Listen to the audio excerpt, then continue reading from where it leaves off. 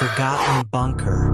The year was 1943, and the icy grip of winter tightened its hold on the Eastern Front.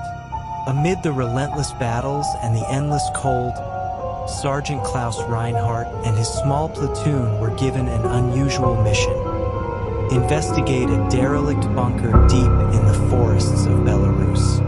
Intelligence had picked up faint radio signals from the area, but the bunker had been abandoned for years. Their orders were simple: secure the location and determine the source of the transmission. The forest loomed around them, dark and oppressive. Snow crunched beneath their boots as they made their way to the coordinates.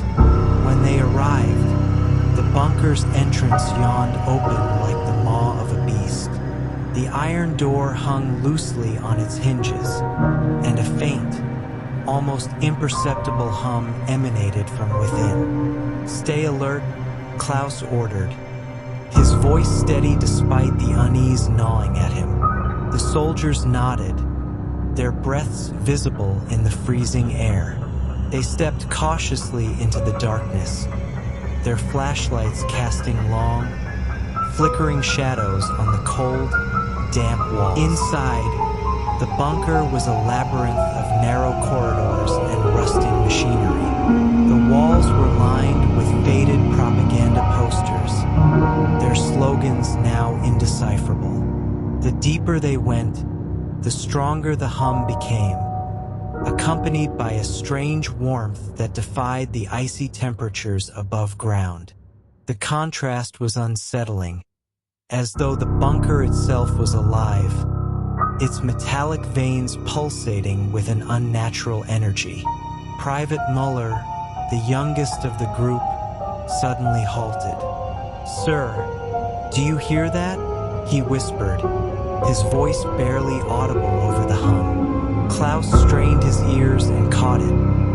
A faint melody, like a music box, drifting through the stale air. It was hauntingly beautiful, yet profoundly unsettling. The sound seemed to seep into their minds, dredging up memories and emotions they had long buried. "Stay together," Klaus commanded, gripping his rifle tighter. He could see the fear in his men's eyes, but knew they had no choice but to press. They followed the sound to a large, reinforced door. Etched into the metal were strange symbols, neither German nor Russian. Private Fischer, the platoon's engineer, worked quickly to unlock it, his tools clinking softly in the oppressive silence. As the door creaked open, a wave of warm, putrid air washed over them, carrying with it the stench of decay and something far worse, a smell that seemed to cling to their very souls. Beyond the door was a vast chamber illuminated by an eerie green light. In the center stood a machine, massive and grotesque, with tubes and wires snaking across the floor. Surrounding it were desiccated corpses, their faces frozen in expressions of sheer terror. The room felt wrong, as though it existed outside the bounds of the natural world. "Mein Gott," Fischer breathed. "What is this?" Klaus's stomach churned as he approached the machine. The hum was deafening now, and the music box melody intertwined with it, creating a discordant symphony. On a nearby console, a journal lay open, its pages filled with frantic handwriting. The words seemed to crawl across the page, their meaning elusive and maddening. "Project Geisterklang," Klaus read aloud. "The ghost sound, a weapon to harness the fears of men, to summon their darkest nightmares." The realization sent a chill down his spine. This was no ordinary weapon. It was something far more sinister, a device designed to shatter the very fabric of the human mind. Suddenly, the machine roared to life, and the room trembled. Shadows began to coalesce, forming grotesque shapes that writhed and twisted in the green light.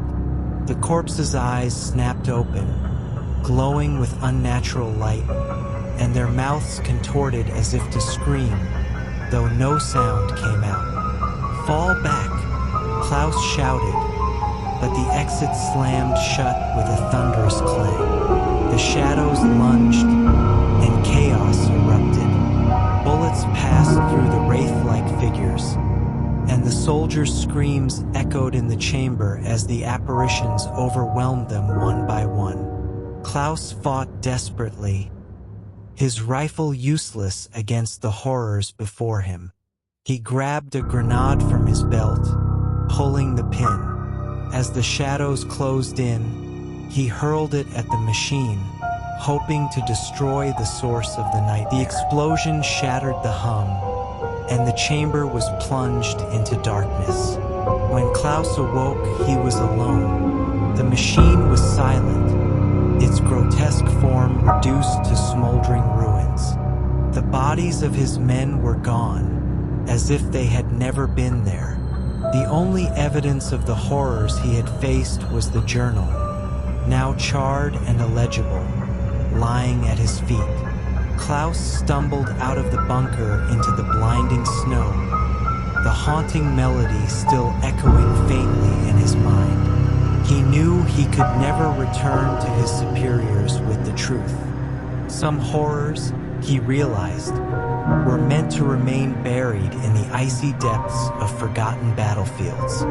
As he disappeared into the forest, the bunker behind him seemed to sigh, its secrets once again shrouded in darkness.